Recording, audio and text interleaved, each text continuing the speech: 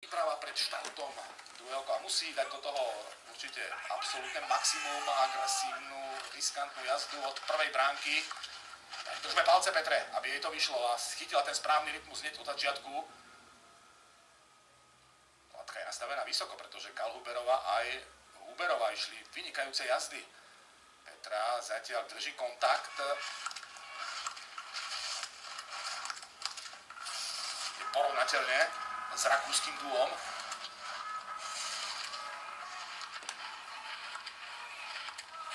Stále sú tam ešte zelené čísla, ale úbytok náskoku.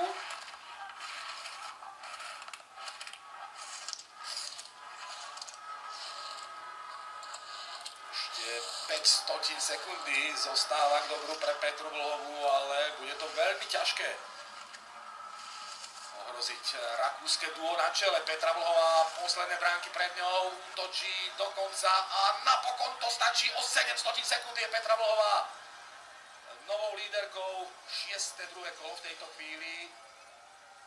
Ale stále tam niečo chýba.